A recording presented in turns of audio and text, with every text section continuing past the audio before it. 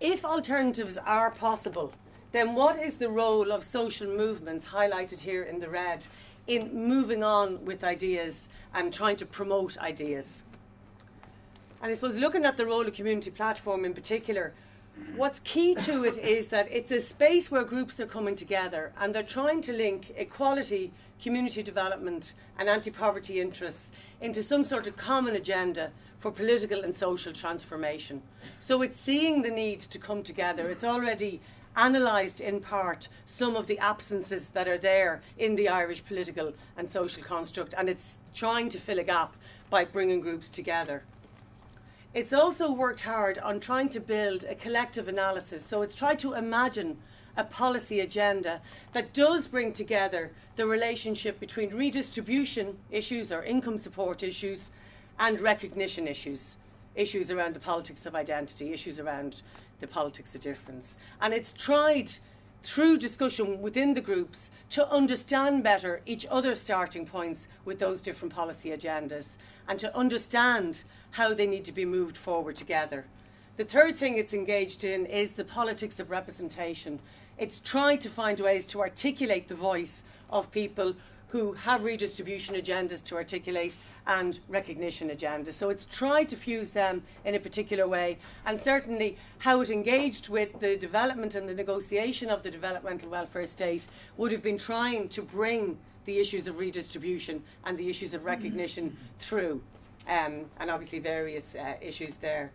One of the key challenges it has now is keeping together the solidarity of groups in times when groups may well be forced strategically to start being selective about how they promote their own interests. So one of the great dangers of getting more defensive about the world in times of recession is that we tend to narrow in and protect our own interests and maybe forget the common narrative that was forged over the last decade or so. So there certainly is a huge issue about keeping a common narrative that's offensive while in a much more defensive, recessionary kind of climate where groups might be more tempted to go it alone and voice their own needs.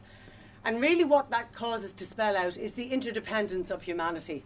And that's something that both Peadar and I would have identified is hugely missing from the Irish narrative debate, whether it's at an individual level in terms of the interdependence of the family and the role of care in the family and the issue of the gender role in care not getting sufficient recognition in policy, whether it's the issue of the interdependence of community and community development and local development, or whether it's our global interdependence in terms of environmental sustainability.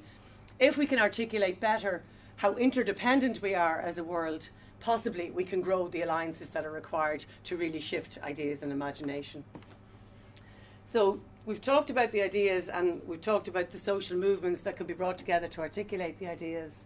The next space to think about then is what are the strategies and choices that we have available to us to take ideas and to promote the ideas that are there. And one of the key issues we have is we can think of promoting ideas in two ways. We can think of discourse that's communicative. In other words, it's talking out to people. It's trying to engage with public debate, whether that's on the radio, in the media, in a group like this, but it's certainly trying to spread out ideas. Or we can think of debate as coordinative. It can happen in a smaller, tighter space, and it can happen in a much more negotiated way. So there's very different ways of bringing ideas forward. If we think about it, bringing ideas forward in a coordinated or closed way, we can think about trying to influence those with power, or trying to influence the power above. And to a large degree, that has been the strategy of quite a number of Irish community and voluntary sector groups over the last decade, whether it's through social partnership or whether it's through pre-budget submissions or whether it's through meeting political parties. The strategy has tended to be to try and influence power by looking above and by talking to those above, those with power. So that could be in political parties, in high-level media, social partnership, working with academic institutions. What also needs to be done is engaging more in strategies that promote debate in below, engaging with the power below and trying to mobilise the power below. And that relates to the community development strategies organisations have, alliances with other kinds of social movements, engagement with broader media, engagement directly with the public, and engagement particularly with the members, the core grassroots members of the organisations that are represented here before. So I suppose Peadar and myself will be trying to identify that when we're thinking about how social movements can take ideas and bring out their ideas into spaces and places, that there may need to be a shift from trying to influence the elites to trying to influence the streets in a broad sense, in terms of engaging less with power above and engaging more in really trying to get broader political dialogue going. And that moment, as we've seen, isn't that unrealistic in terms of even the last year, has seen much more on the street activity in terms of people talking about policy debate and talking about it. But often people tend to do that in a defensive way. We'll come out to protect against the education cuts, to protest against the medical card cut for older people. It's trying to get people to offensively engage in public debate and imagine and articulate ideas. That is very, very challenging part of community development work, and that's the challenge moving forward now. There are a lot of international areas that can be looked to for inspiration, and I was just going to hand over to Peadar for a minute, who wanted to speak about the Latin American perspective on that.